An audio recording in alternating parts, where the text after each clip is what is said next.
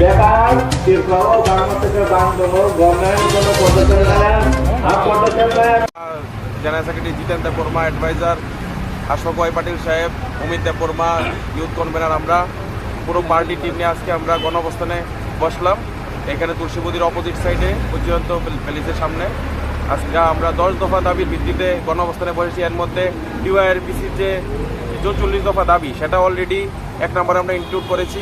এছাড়াও আরও 9টা দাবি যুক্ত হয়েছে। টোটাল 10টা দাবি নিয়ে আমরা 2 দিনে গণঅবস্থানে বসেছি এবং আমরা এখান থেকে ঘোষণা দিতে চাইছি, যদি এই দাবিগুলির মধ্যে সরকার অন্তত 50% যদি পূরণ করে আশ্বাস না দেয় 2 দিনের মধ্যে, তাহলে আমরা আগামী কিছুদিনের মধ্যে 4 থেকে 5 দিনের মধ্যে আমরা আসাম আগরতলা যে হাইওয়ে আছে সেটাকে আমরা অবরোধ করে দেব। আমাদের 4-5 হাজার কর্মী অলরেডি সব রেডি হয়ে গেছে।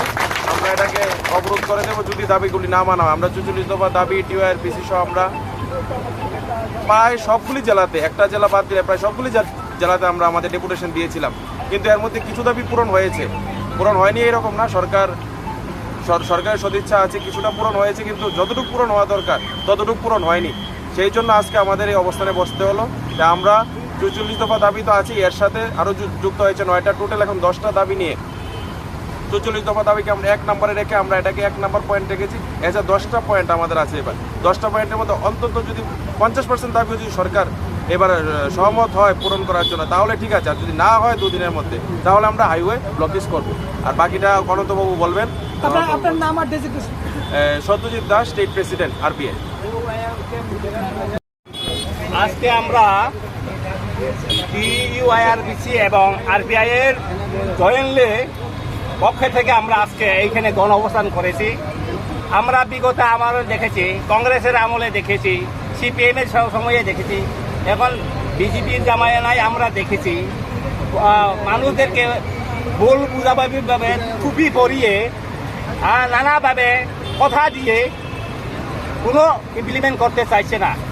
কিন্তু একটু আগে আমাদের প্রেসিডেন্ট যা বলেছেন, এখন ত্রিপুরার সমস্যা হচ্ছে 2টা সমস্যা, একটা ফরিনার সমস্যা, একটা ইঞ্জিনের সমস্যা। কারণ জায়গার তুলনায় লোক অনেক বেশি হয়ে গেছে।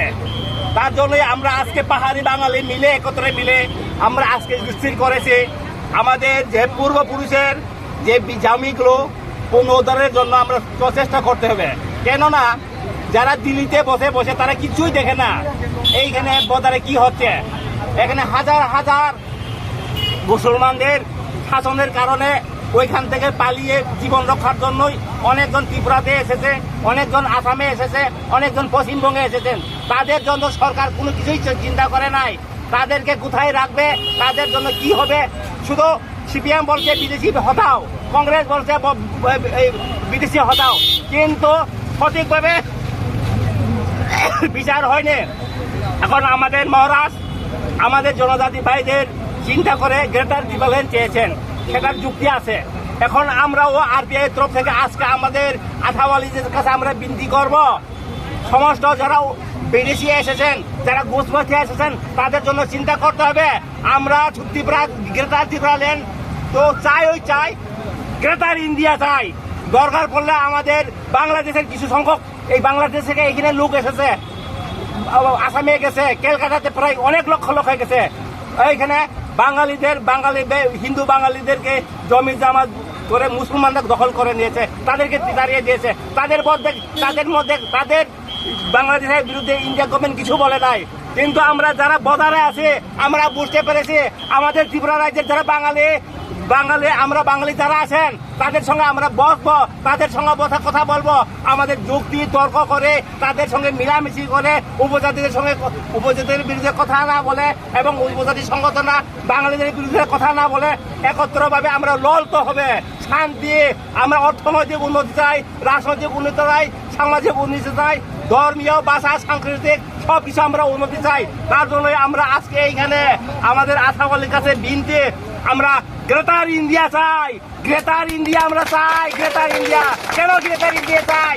আমরা এই ত্রিপুরা রাজ্যে আমরা যেমন জনসংখ্যা বেড়েছে, জনজাতির সংখ্যা বেড়েছে, বিদেশি সংখ্যা বেড়েছে, যারা পূর্বে যারা বাঙালি বাইরে আছেন তাদের থাকতে হবে, যারা বিদেশ থেকে আসছেন তাদের সঙ্গে আসবে। তার জন্য আমরা দরকার পড়লে আমরা বাংলাদেশের কিছু অংশ নিয়ে আমরা আমাদের গ্রেটার ইন্ডিয়া আমরা দাবি করছে আজকে এই মঞ্চে বসে। তাছাড়া কোনো উপায় নেই, তাছাড়া উপায় নেই। তার জন্য আমরা এখন ভারত সরকারের কাছে, এখানে বিজেপি সরকারের কাছে আমরা আন্দোলন করছি। বিজেপি সিপিএম সরকার, কংগ্রেস সরকার আমাদেরকে ডুবি পড়িয়ে আমাদেরকে যে পিস এগ্রিমেন্ট করেছিলেন সেটা পূরণ করে নাই।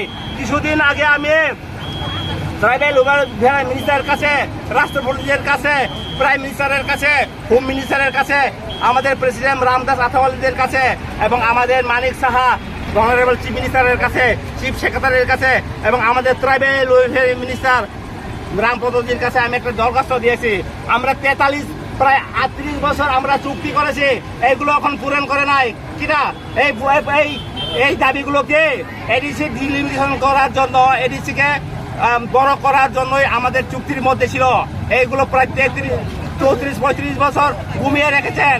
আমরা ইদানিং বিজেপি সরকার আসার পরে আমরা রামপদজির কাছে আমরা মিটিংকে আমরা মাইনাসে পাস করেছি। এডিশন ডিলিমিটেশন করে এডিসি যে কোনো যারা এডিসির বাইরে যারা উপজাতি গ্রাম নদী ব্রিজ যারা আছেন তাদেরকে এডিসির ভিতরে নিয়ে এডিসি ডিলিমিটেশন করতে হবে। আরেকটা হচ্ছে এইখানে যেমন একটু আগে আমি বলেছি ফরেনাররা কোথায় যাবে?